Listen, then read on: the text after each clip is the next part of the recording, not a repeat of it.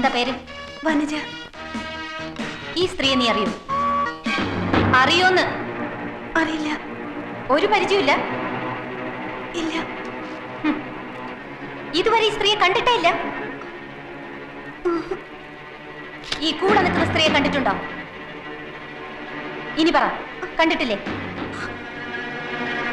പറ, കണ്ടിട്ടില്ലെന്ന്.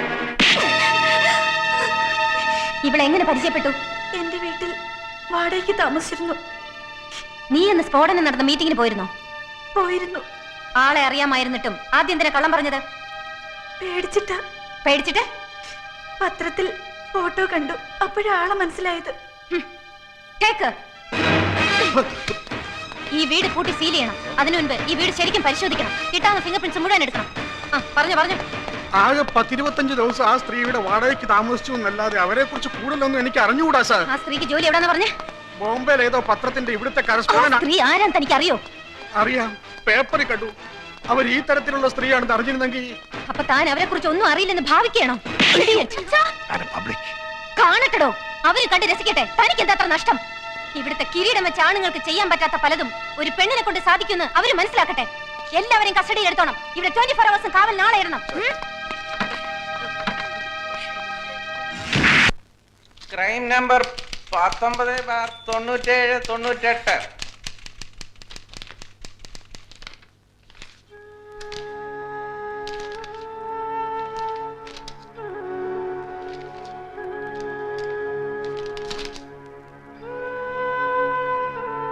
കേസ് അടുത്ത മാസം 20-ാം തീയതിയിലേക്ക് മാറ്റിയിരിക്കുന്നു. ഒരു പ്രാർത്ഥനയുണ്ട്. ബഹുമാനപ്പെട്ട ജഡ്ജി, ദയവായി കേൾക്കണം. 5-6 മാസം കഴിഞ്ഞു ഞങ്ങളെ അറസ്റ്റ് ചെയ്ത് ജയിലിൽ കൊണ്ടുവന്നിട്ട്. ഇടയ്ക്കിടയ്ക്ക് കാഴ്ച വസ്തുവിനെ പോലെ കോടതി കൊണ്ടുവരും, തിരിച്ചു കൊണ്ടുപോകും. ചെയ്ത കുറ്റം എന്തെന്നറിയാതെ, ഭാവി എന്തെന്നറിയാതെ ഇനിയും ഈ ശിക്ഷ സഹിക്കണോ? മാതൃകാ അധ്യാപകനുള്ള പ്രസിഡന്റിന്റെ ഗോൾഡ് മെഡൽ വാങ്ങിയ ആളാണ് ഞാൻ. അധ്യാപന വൃത്തിക്കിടയിൽ ഒരു കുട്ടിയെ പോലും ഒരിക്കലെങ്കിലും വേദനിപ്പിക്കാത്ത ഞാനും എന്റെ കുടുംബവും ഈ പൈശാചിക കൃത്യത്തിന് കൂട്ടുനിന്നു എന്ന് പറയുമ്പോ ഇനിയും സഹിക്കാൻ വയ്യ സാർ. സമസ്ത കുറ്റവും ഞാൻ സ്വമേധയായി ഏറ്റിരിക്കുന്നു. ഇനി കിട്ടാനുള്ള പ്രതികളുടെ കുറ്റം കൂടി ഞാൻ ഏൽക്കുന്നു. തൂക്കിക്കൊല്ലാൻ എത്തിച്ചേക്കണം സാർ. അതോടെ എല്ലാം അവസാനിക്കുമല്ലോ. എന്താ അവർ ചെയ്ത കുറ്റം? പലരും കോടതിയിൽ നടത്തിയ വികാര പ്രകടനങ്ങൾ ഇതിനു മുമ്പ് ഞാൻ കണ്ടിട്ടുണ്ട്, കേട്ടിട്ടുണ്ട്. പക്ഷെ ഇന്ന് കേട്ടത് അതുപോലെയല്ല. നന്നായി ഉള്ളിൽ തട്ടിയ ഒരു മനുഷ്യന്റെ വിലാപമായിരുന്നു അത്. A judge need not be sentimental, but necessarily he must be sensible. അതുകൊണ്ടാണ് ഞാൻ ചോദിക്കുന്നത്, എന്താ അവർ ചെയ്ത കുറ്റം? ഗൂഢാലോചന, യാഥാർത്ഥ്യം മറച്ചുവെക്കൽ, പ്രേരണ, കുറ്റവാളി ഒളിപ്പിക്കൽ, or something else? Come on, tell me, what's their crime? നിങ്ങളല്ലേ കേസ് ഇൻവെസ്റ്റിഗേറ്റ് ചെയ്യുന്ന ഓഫീസർ. നിങ്ങൾ പറയൂ, എന്താ അവർ ചെയ്ത കുറ്റം? അത് മറ്റുള്ള പ്രതികളെ കൂടി ലഭിച്ചാലല്ലാതെ. അവരെ കോടതി തേടി പിടിച്ച് കൈ കൊണ്ടുതരുന്നതാണോ പ്രതീക്ഷിക്കുന്നത്? അതോ അവരെ കിട്ടിയില്ലെങ്കിൽ കിട്ടുന്നവരെ ഇവര് ജയിലിൽ കിടക്കണം? കോടതിക്ക് തോന്നുന്നുവെങ്കിൽ അവരെ വിട്ടയക്കാമായിരുന്നു. How dare you say this now? നിങ്ങൾ അനുവദിച്ചോ അവരെ വിട്ടയക്കാൻ? അറസ്റ്റ് ചെയ്ത് 90 ദിവസത്തിനകം ചാർജ് ഷീറ്റ് സമർപ്പിച്ചില്ലെങ്കിൽ സ്വമേധയാ ഏത് പ്രതിയും ജാമ്യത്തിന് അർഹനാണ്. ഇവരുടെ കാര്യത്തിൽ കോടതി അതിന് തീരുമാനമായപ്പോൾ നിങ്ങൾ അതിനെ വെഹമെന്റ് ആയിട്ട് എതിർത്തില്ലേ? വിട്ടാൽ അവരുടെ ജീവൻ തന്നെ അപകടത്തിലാകും, പുറത്ത് കണ്ടാൽ ജനം അവരെ ആക്രമിക്കുമെന്നൊക്കെ പബ്ലിക് പ്രോസിക്യൂട്ടർ ഘോരഘോരം വാദിച്ചില്ലേ?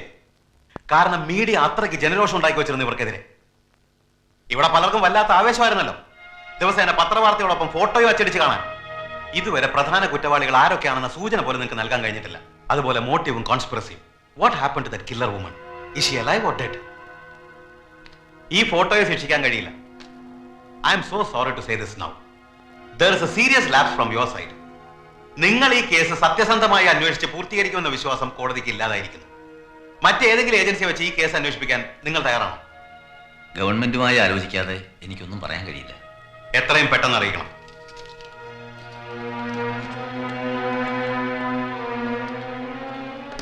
തൃപ്തിയായില്ലേ? ഉടനെ വിളിക്കും പത്രക്കാരെ, എന്നിട്ട് ഈ വിശേഷം കൂടെ അറിയിക്കും.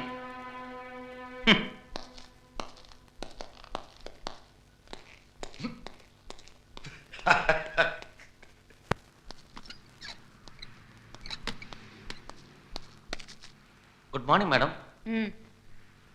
ഇതെന്താടോ? പുതിയൊരു കേസാ.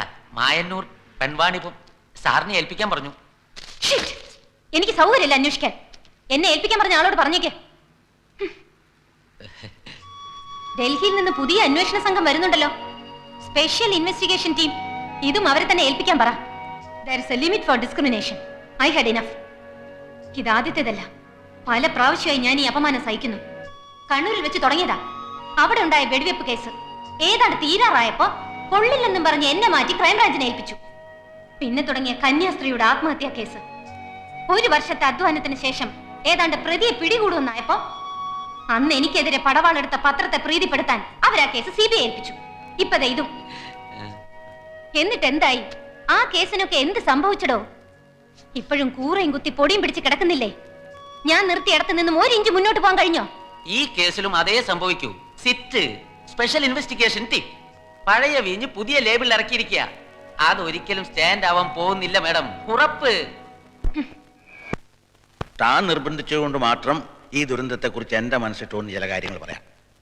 അത് ശരിയോ തെറ്റോ ആവാം. കർമ്മസ്ഥാനത്ത് നിൽക്കുന്ന ശത്രുക്കളിൽ ഒരു കൊലയാളിയെയും അയാളുടെ സഹായിയായി പ്രബലനായ മറ്റൊരു വ്യക്തിയെയും കാണുന്നുണ്ട്. ശത്രുക്കൾക്ക് ഈ കർമ്മം കൊണ്ട് എന്താ ലാഭം? ആ ലാഭം തന്നെ ആയിരിക്കണമല്ലോ അവരുടെ ലക്ഷ്യവും. ആ വിഷയത്തെ സംബന്ധിച്ച് പറയുമ്പോൾ വല്ലാത്ത നിഗൂഢത കാണുന്നുണ്ട്. ഒറ്റ നോട്ടത്തിൽ നമ്മൾ ചിന്തിക്കുന്നതോ കാണുന്നതോ അല്ല ശത്രുക്കളുടെ ലക്ഷ്യം. ഇനി നിവൃത്തി? കുറ്റം തെളിയിക്കപ്പെടുമോന്ന് അറിയാനാണ് എല്ലാവർക്കും ആഗ്രഹം, അല്ലേ? അന്വേഷണത്തിനിടയ്ക്ക് പല ദുർഘടങ്ങളും വന്നേക്കാം. അതിൻ്റെ ഗതി തന്നെ മാറിയെന്നും വരാം. ഇതൊക്കെ ആണെങ്കിലും വ്യാഴത്തിൻ്റെ സ്ഥാനം അനുകൂലാവസ്ഥയിലായതുകൊണ്ട് നേരിയ പ്രകാശം കാണുന്നുണ്ട്. അതുപോലെ തന്നെ നിവർത്തികാരകന്റെ സ്ഥാനവും. നിവർത്തി തരേണ്ട ഗ്രഹത്തിന്റെ ദർശനം വടക്കോട്ട. വടക്കോട്ടെന്ന് പറയുമ്പോൾ അന്വേഷണത്തിന് അവസാനം ഡൽഹിയിൽ നിന്ന് ആരെങ്കിലും?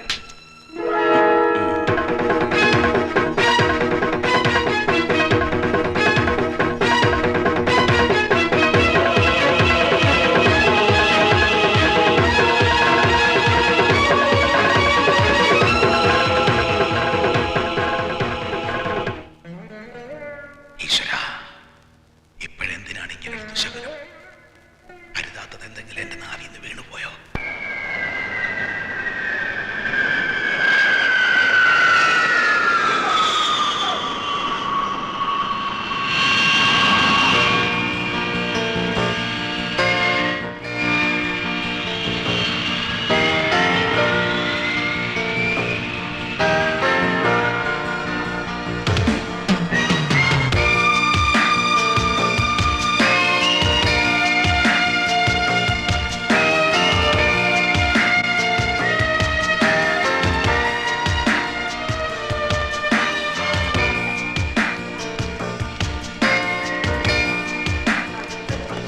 ഹലോ.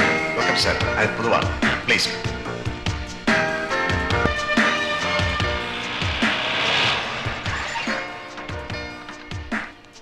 ദൈവമേ, ഇങ്ങോട്ടായിരുന്നു. അപ്പോ സാറിനും ഇതിനൊക്കെ വിശ്വാസമുണ്ട്. അത് ഏതായാലും നന്നായി. അല്ല, ഒരു വലിയ കാര്യത്തിൽ ഇറങ്ങുമ്പോ പട്ടേരിയുടെ അനുഗ്രഹ ഉപദേശമൊക്കെ വാങ്ങിക്കുന്നത് നല്ലത് തന്നെ. ബഹു കേവല ആള്, അനുഭവം ഉണ്ട്. രാവിലെ മുതൽ എല്ലാവരും കാത്തിരിക്കാ. അച്ഛനെവിടെ? അകത്തുണ്ട്, ദൈവാരം കഴിഞ്ഞുള്ളൂ. ഞാൻ ദാ വരുന്നേ. ചങ്ങരട്ടാ, പെട്ടിയൊക്കെ നടത്താത്ത ഞാൻ ഉടനെ ഇറങ്ങും. വണ്ടി തിരിച്ചിട്ടുള്ളൂ. പട്ടേരിയുടെ മകനാണോ? അതെ, ആണായിട്ടും പെണ്ണായിട്ടും ഒരാളെ ഉള്ളൂ. ഭാഗ്യവാൻ. ഇതുപോലൊരു അച്ഛൻ എനിക്കുണ്ടായിരുന്നെങ്കിൽ ഞാൻ എന്നെ DGP ആയതേ.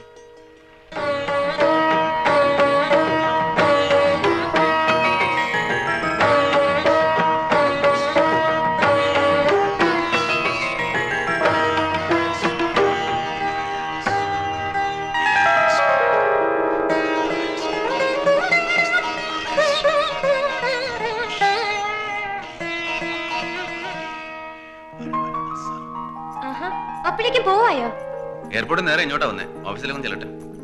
പിന്നെ ഉച്ചയ്ക്ക് ഊണ് കഴിക്കാൻ ഞാൻ എത്തും. നല്ല മാമ്പഴ പുളിശ്ശേരിയും ഇടിച്ചക്ക തോരനും ഉണ്ടാക്കി വെച്ചേക്കണം. പറഞ്ഞത് രണ്ടും അടുപ്പത്തുണ്ടേ. നീ എന്താ ആഹാരം ഒന്നും കഴിക്കുന്നില്ലേ? ഉവ്വല്ല. പിന്നെ നീ വല്ല തടിച്ചിരിക്കുന്നേ? തടിയാ? ഓ. അല്ല ജോത്സരേ, ഓ, എന്റെ സമയം ഇപ്പൊ എങ്ങനെയുണ്ട്? രക്ഷപ്പെടുവോ? ശത്രുദോഷം ഉണ്ടാവാൻ സാധ്യതയുണ്ട്. പിന്നെ നാവ് നന്നായിരുന്ന ഒരു ശത്രുവിനെ പേടിക്കണ്ട. പുറന്തോട്ടിക്ക് വാദോ പട്ടേരിയുടെ മോൻ എവിടുത്താ ശത്രു? നമ്മുടെ ഓഫീസ് എവിടെയാ? ടൗണിൽ തന്നെയാണ് സാർ.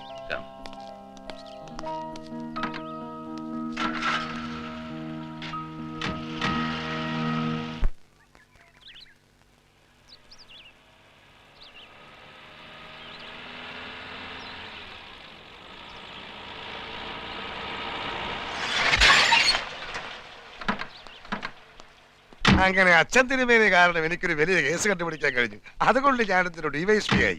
അച്ഛനോടുള്ള എന്റെ കടപ്പാട് പറഞ്ഞാലൊന്നും തീരുകയില്ല. ഈ കേസിനെ കുറിച്ചും അദ്ദേഹം ചിലതൊക്കെ പറഞ്ഞിട്ടുണ്ട്.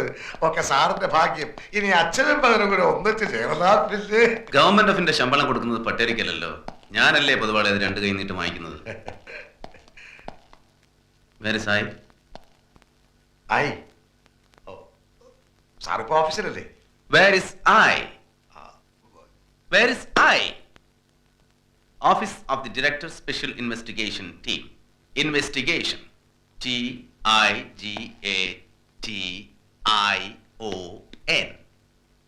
ഐ എവിടെ? ഓ, ഐ വേണ്ടേ? Spelling mistake sir. Remove the board. ഈ ഓഫീസിന് ബോർഡ് വേണ്ട. Come.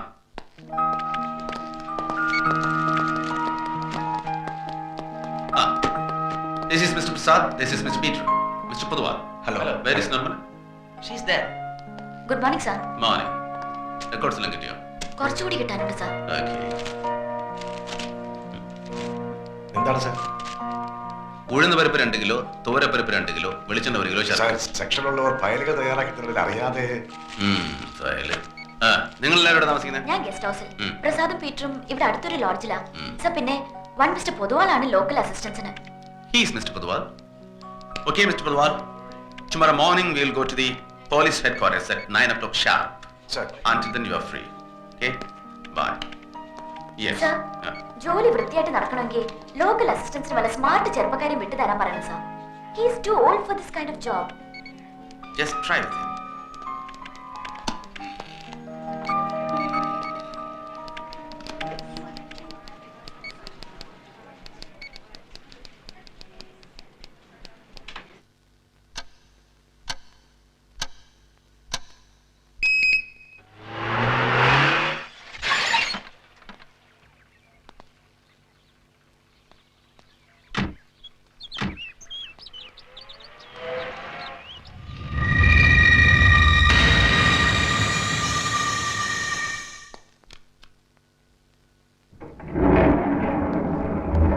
Morning madam. Morning.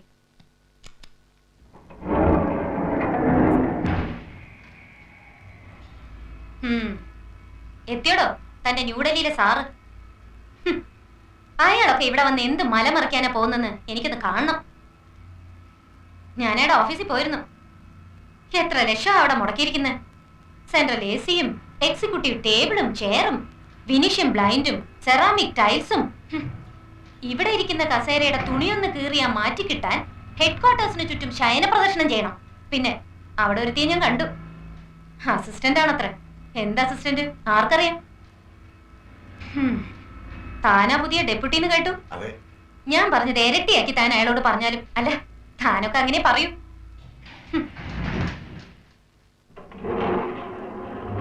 Excuse me.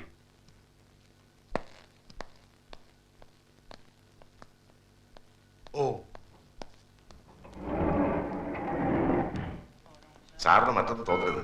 എന്തൊക്കെയോ പറഞ്ഞെന്നല്ലാതെ മനസ്സിലൊന്നും ഉണ്ടായിട്ടില്ല. അവരൊരു സാധു സ്ത്രീയാ. കേസ് അന്വേഷണത്തിൽ നിന്ന് അവരെ മാറ്റിയില്ലേ? ആർക്കാണെങ്കിലും വിഷമുണ്ടായിരിക്കും സാർ.